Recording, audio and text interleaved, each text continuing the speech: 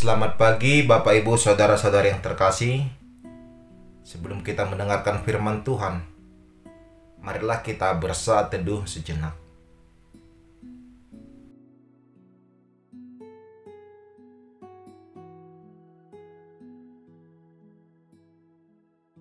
Amin.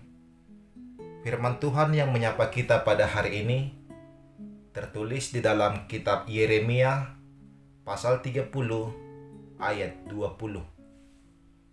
Anak-anak mereka akan menjadi seperti dahulu kala, dan perkumpulan mereka akan tinggal tetap di hadapanku. Aku akan menghukum semua orang yang menindas mereka.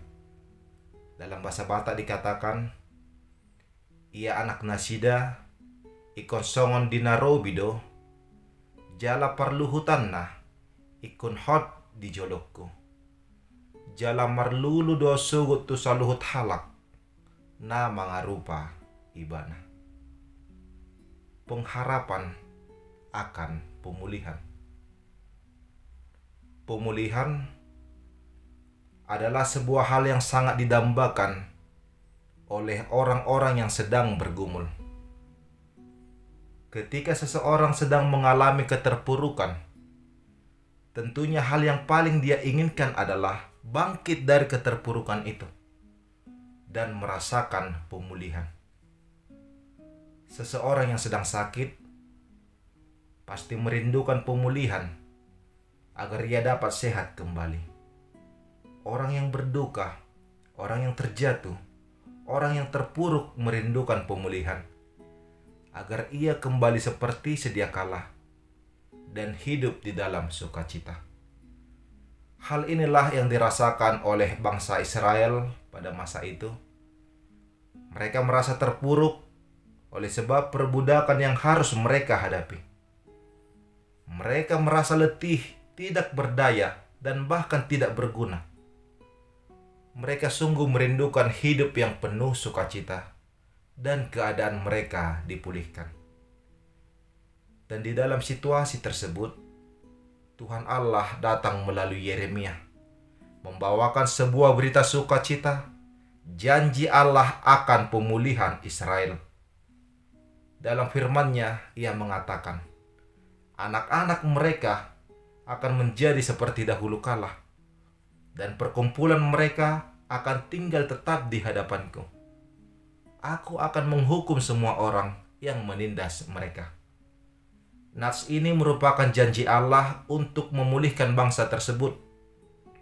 Tuhan akan membantu bangsa itu lepas dari keterpurukan, dan Ia akan mengangkat kembali bangsa tersebut. Janji pemulihan ini adalah sebuah anugerah penyertaan dari Allah. Janji pemulihan terhadap bangsa Israel yang menderita di pembuangan tersebut membawa sebuah pengharapan dan menjadi sukacita bagi umat. Saudara-saudari yang terkasih, demikianlah di dalam kehidupan kita. Tuhan berjanji akan memulihkan hidup kita dikala kita terpuruk. Dan Yesus sendiri sudah berkata, marilah kepadaku semua yang letih lesu dan berbeban berat, aku akan memberikan kelegaan kepadamu. Tuhan telah berjanji akan senantiasa menyertai kita umat-Nya dan memulihkan kita atas segala penderitaan. Maka jadikanlah janji pemulihan Tuhan menjadi sumber pengharapan dan kekuatan dalam menjalani kehidupan ini. Apabila saat ini kita sedang menghadapi tantangan kehidupan yang membuat hidup kita terpuruk, percayalah, Dia akan memulihkan keadaan kita. Anugerah penyertaan-Nya melingkupi hidup kita. Tetaplah bersukacita dan tetap berpengharapan. Penyertaan Allah senantiasa hadir bagi umat yang setia kepadanya. Amin. Kita berdoa. Terima kasih ya Tuhan Allah Bapa yang Maha Kasih, atas firman-Mu yang telah kami dengarkan, yang mengajarkan kami agar tetap hidup di dalam pengharapan. Kami tahu Tuhan, pemulihan dan penyertaan yang daripada Tuhan selalu tersedia bagi kami. Ajar kami Tuhan agar tetap kuat menghadapi apapun, karena kami memiliki pengharapan akan pertolongan-Mu. Ya Tuhan, saat ini kami akan melaksanakan aktivitas kami. Bimbing dan sertai segala aktivitas kami agar berjalan dengan baik dan menjadi saluran sukacita bagi para umat-Mu.